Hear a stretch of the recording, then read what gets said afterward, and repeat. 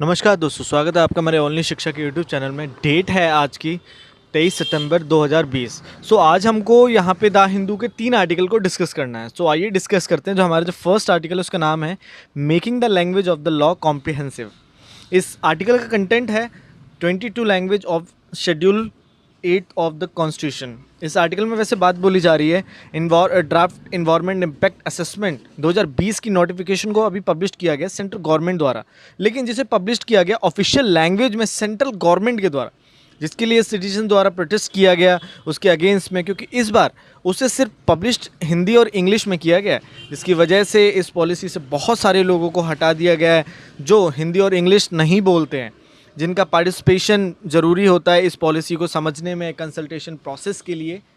तो इन लैंग्वेजेस से उन लोगों को हटा दिया गया, जबकि इसके लिए 2 हाई कोर्ट द्वारा गवर्नमेंट को ऑर्डर भी दिए गए उस नोटिफिकेशन को 22 लैंग्वेज में पब्लिश किया जाए। शेड्यूल 8 कॉन्स्टिट्यूशन के तहत, जो कॉन्स्टिट्यूशन के द्वारा दी गई है, कोई भी नोटिफिकेशन को 22 लैंग्वेज में पब्लिश किया गया कॉन्स्टिट्यूशन के तहत में किया जाता है, लेकिन सेंट्रल गवर्नमेंट द्वारा इस ऑर्डर को मानने से मना किया गया। और साथ ही साथ में गवर्नमेंट द्वारा कहा गया कि कोई ज़रूरत नहीं है नोटिफिकेशन को रेडी किया जाए 22 लैंग्वेज में लॉ के आधार पर।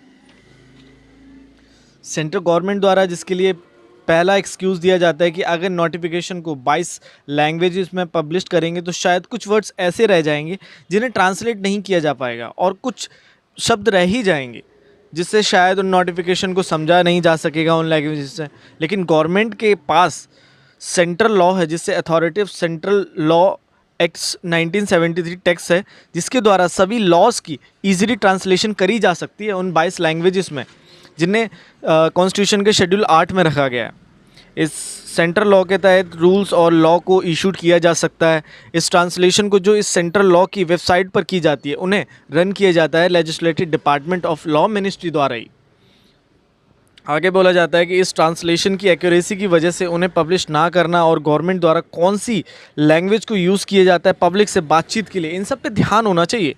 ऑफिशियल लैंग्वेज एक्ट 1963 के तहत लॉज की पब्लिकेशन इंग्लिश और हिंदी भाषा में रहेगी, जिसके कारण सेंट्रल गवर्नमेंट द्वारा आज उन पर्सन्स को हटा दिया जा रहा है जो नॉन इंग्लिश है, नॉन हिंदी है लॉ मेकिंग प्रोसेस से, जिसका रीज़न यह है कि वे ये दोनों लैंग्वेजेस नहीं बोलते हैं, जो एकदम गलत है। आज इस लैंग्वेज के इशू पर ध्यान देना चाहिए, क्योंकि पास्ट में इस पर बहुत ज़्यादा पॉलिटिकल पार्टीज़ द्वारा इसके लिए प्रोटेस्ट किया गया था, क्योंकि भाषा एक भारत में पॉलिटिकल में सबसे मेन मुद्दा है हर एक स्टेट का। पास्ट में इंडियन स्टेट्स को कैसे बनाया गया था भाषा के आधार पर 1956 में, जिसके लिए 1952 में पति सरीमल्लू द्वारा 56 दिन का फास्ट भी किया गया था। उनके द्वारा मांग की गई थी तेलुगु भाषा बोलने वाले लोगों के लिए अलग से स्टेट को बनाया जाए, जिसके लिए उनकी मृत्यु भी हो गई थी उस पास्ट में। भारत को बनाने में भाषा का एक अहम रोल रहा है पास्ट से इंडिया पॉलिटिक्स में। कई बार रीजनल पार्टीज़ द्वारा द्रविड़ मुनेत्र कंजगम, तेलुगु देशम पार्टी जैसी और शिवसेना पार्टी कितने पावरफुल पार्टीज़ हैं जो अपनी भाषा के कारण ही दबदबा बनाकर रखती हैं अपने अपने स्टेट्स में, जिससे माइनॉरिटी ग्रुप्स और छोटी छोटी भाषा बोलने वाले लोगों को दबाया जाता है लैंग्वेजेस के आधार पर। पॉलिटिकल की भाषा इंडिया में कितनी ज़्यादा इम्पोर्टेंस है लैंग्वेज की इंडियन पॉलिटिक्स में, इंडिया में, लेकिन पॉलिटिकल पार्टीज़ द्वारा सिर्फ उस भाषा को यूज़ किया जाता है जो उनकी रीजनल है, जिसके कारण उन 22 लैंग्वेजेस को यूज़ नहीं किया जाता, उन्हें लागू में नहीं लाया जाता सेंट्रल गवर्नमेंट द्वारा। जबकि पब्लिक के साथ में कंसल्ट प्रोसेस में और जब कोई अनाउंसमेंट की जाती है तो आगे बोला जाता है कि लैंग्वेज पॉलिसी होनी चाहिए, एक ऐसी लैंग्वेज पॉलिसी होनी चाहिए जिनमें इन सभी लैंग्वेजेस का यूज़ हो लॉज को बनाने में, प्रोसेसेस में, और मैंडेटरी होना चाहिए कि जितने भी पार्लियामेंट डिबेट्स होंगी, रिकॉर्ड्स होंगे उनके, पार्लियामेंट्स रिपोर्ट्स, कमेटीज़ के संगठन्स, reports of gazette of India, all laws और सेंट्रल गवर्नमेंट लॉज को सभी का रिकॉर्ड और जिन्हें पब्लिश किया जाए 22 लैंग्वेजेस में भी करना चाहिए। और सेंट्रल गवर्नमेंट द्वारा ऑफिस जैसे पासपोर्ट ऑफिस और अन्य ऑफिस जो हर रोज़ पब्लिक के साथ डीलिंग करते हैं, वहाँ उन सिटीजन्स को हेल्प के लिए इन 22 लैंग्वेजेस को अप्लाई करना चाहिए, जिससे सिटीजन ज़्यादा से ज़्यादा इंगेज होंगे गवर्नमेंट के साथ में। और सारा काम ऑफिस के इंग्लिश लैंग्वेज पर है, जिसके कारण वो पर्सन दूर ही रहता है इन सब चीज़ों से, गवर्नमेंट से। और unique identification authority of India के द्वारा आधार डिजिटल प्रोग्राम रन किया जाता है। उसमें भी इन सभी 22 लैंग्वेजेस को यूज़ में लाना चाहिए, जिससे उनके आधार पर आधार कार्ड और उनमें दी गई लैंग्वेजेस बोली जाती हैं उन पर्सन्स के द्वारा, उनमें उनको पब्लिश किया जा सके, ना कि इंग्लिश और हिंदी में। क्योंकि आज जो कोई भी करेक्शन होती है आधार कार्ड में, लेकिन इंसान को तो पता ही नहीं होता कि उसमें लिखा क्या है, जिसके कारण उसे बहुत सारी प्रॉब्लम झेलनी पड़ती है। इन सभी तर्कों में रूल्स लॉ पॉलिसी को बनाने में सिटीजन्स का कोई राइट नहीं होता है, लेकिन ये रूल्स लॉ को भी ट्रांसलेट करा जाना चाहिए, जिससे प्रत्येक पर्सन समझ पाए उन लॉज को। क्योंकि जो रूल्स लॉ बने हैं सिर्फ इंग्लिश में, उनको ट्रांसलेट कराना चाहिए लोकल लैंग्वेजेस में उन पर्सन के लिए, जिससे वे भी समझ पाए। क्योंकि सुप्रीम कोर्ट ऑफ इंडिया द्वारा एक केस था 1951 में, हरला वर्सेस स्टेट ऑफ राजस्थान में, जब कोर्ट द्वारा वर्डिक्ट ये दिया गया था कि ऐसे लॉ का कोई फ़ायदा नहीं है जिसमें वो सिटीज़न ही ना समझ पाए, उसे पब्लिश करने का और उसे बनाने का कोई भी फ़ायदा नहीं रहता है। नेचुरल जस्टिस के लिए एक लॉ को अच्छे से लागू व पब्लिश किया जाए सभी के लिए, जिसे ब्रॉडकास्ट किया जाए, जिसके द्वारा प्रत्येक पर्सन समझ सके लॉ को, लेकिन ऐसा कुछ किया ही नहीं जाता। और आगे बोला जाता है कि रूल और रेगुलेशन को अच्छे से पर्सन तक पहुंचाने के लिए कुछ चैनल बनाए जाएं, जिससे एक पर्सन को नॉलेज हो सके हर एक चीज़ की। लेकिन आज जो लॉ बनते हैं वो सिटीजन्स को पता ही नहीं होते हैं, उन्हें इजी लैंग्वेज में ट्रांसलेट ही नहीं किया जाता सेंट्रल लॉ को पर्सन तक पहुंचाने के लिए। पार्लियामेंट को लॉ बनाने चाहिए जिससे उन सभी भाषा में उन्हें ट्रांसलेट करके हर एक पर्सन तक पहुंचाया जाए। ये एक जो हर एक सिटीजन का राइट है। ये आज सेंट्रल गवर्नमेंट को इन सभी लॉज पब्लिक रिकॉर्ड्स का कोई भी रिकॉर्ड नहीं होता है, लेकिन इसे रिकॉर्ड करके रखा जाए 22 लैंग्वेजेस में शेड्यूल 8 के तहत, जो कोई बड़ा टास्क नहीं है गवर्नमेंट के लिए। गवर्नमेंट के पास आज सेंट्रल अथॉरिटेटिव टेक्स्ट है जिसके द्वारा किया जा सकता है, और कुछ ऐसा ही यूरोपियन यूनियन द्वारा किया जाता है, जिसमें सभी यूरोपियन यूनियन लेवल के ऑफिशियल डॉक्यूमेंट सभी अवेलेबल रहते हैं 24 वहाँ की ऑफिशियल लैंग्वेजेस में। क्योंकि यूरोपियन यूनियन की पॉलिसी है कि हर एक मेंबर स्टेट की लैंग्वेज को बराबर का दर्जा दिया जाए, उनकी पहचान को। इस पॉलिसी के आधार पर कोई भी पर्सन द्वारा अगर यूरोपियन यूनियन इंस्टीट्यूशन में अगर बात की जाती है, कॉल की जाती है, तो उसका रिप्लाई दिया जाए उन्हीं की सेम भाषा में, अच्छे तरीके से उसे समझाया जाए, उनकी क्वारीज को सॉल्व किया जाए। लेकिन गवर्नमेंट ऑफ इंडिया के पास ऐसे कोई भी पॉलिसी नहीं है यूरोपियन यूनियन की जैसी। लेकिन सेंट्रल गवर्नमेंट को ऐसी पॉलिसी बनानी चाहिए जिससे हर एक पर्सन जुड़ा हो गवर्नमेंट से, और ये शायद तब तक नहीं होगा जब तक पॉलिटिकल पार्टीज़, द्रविड़ मुनेत्र कज़गम जैसी पार्टीज़ द्वारा इसे नेशनल इशू नहीं बनाया जाता, जैसे कि 1965 में किया गया था। सेंटर के द्वारा ऑफिशियल लैंग्वेज एक्ट को अमेंडमेंट करके हिंदी को एक अकेली सोल ऑफिशियल लैंग्वेज बनाया था, तब उनके द्वारा कितना ज़्यादा नेशनल लेवल पर प्रोटेस्ट किया गया था। हमारा जो सेकंड आर्टिकल है उसका नाम है अ न्यू वर्ल्ड ऑर्डर। इस आर्टिकल का कंटेस्ट है परमानेंट मेंबर ऑफ यूएनएससी। इस ट्यूसडे को यूनाइटेड नेशन के 75 साल कंप्लीट हुए हैं, जिसमें भारत पीएम द्वारा रिफॉर्म्स की डिमांड की जा रही है, जिसमें वे और अदर कंट्रीज़ द्वारा यूएन के स्ट्रक्चर को चेंज किया जाए, नहीं तो यह इंटरनेशनल बॉडी द्वारा किसी दिन एक बड़े क्राइसिस को फेस करेगी, ऐसा बोला जा रहा है। इंडिया द्वारा क्रोध भरे शब्द बोले गए, लेकिन वो गलत नहीं थे। इंडिया द्वारा काफ़ी लॉन्ग समय से रिफॉर्म की डिमांड की जा रही है यूएन में। उसके एक प्रिंसिपल ऑर्गन बॉडी है जिसमें सिक्योरिटी और काउंसिल है, जिसमें वर्ल्ड की लार्जेस्ट इकॉनमी और पावरफुल कंट्रीज शामिल है, जिसके द्वारा इंटरनेशनल बॉर्डर ऑर्डर को प्रमोट किया जाता है, पीस बनाया जाता है यूएन द्वारा। यूनाइटेड नेशन को जब बनाया गया था वर्ल्ड वॉर के समय में, उस समय को आज कंपेयर नहीं किया जा सकता। वह काफ़ी हार्ड टाइम था वर्ल्ड के लिए, जिसमें यूएन सिक्योरिटी काउंसिल के परमानेंट मेंबर्स उन्हीं को बनाया गया जिनके द्वारा सेकेंड वर्ल्ड वॉर को जीता गया था, जैसे कि यूएसए, यूके, फ्रांस, रसिया और चाइना, जिनके पास वेटो पावर है, जो इस पावर से किसी भी डिसीजन को ख़त्म कर सकते हैं। लेकिन आज इन लीडरशिप को चेंज करने के लिए कहा जा रहा है, क्योंकि आज उनमें वो योग्यता नहीं रह गई इन कंट्रीज़ में जो वर्ल्ड लीडरशिप क्वालिटी चाहिए होती हैं। यूनाइटेड नेशन सिक्योरिटी काउंसिल में किसी अन्य परमानेंट मेंबर को नहीं बनाया जाता, जैसे कि अफ्रीकन कंट्रीज़ द्वारा काफ़ी अपील की जा रही है। ना ही साउथ अफ्रीकन कॉन्टिनेंट में किसी को बनाया जा रहा है, और ना ही G4 ग्रुप्स के members Brazil, India, Germany, Japan, किसी को भी परमानेंट मेंबर नहीं बनाया जा रहा है।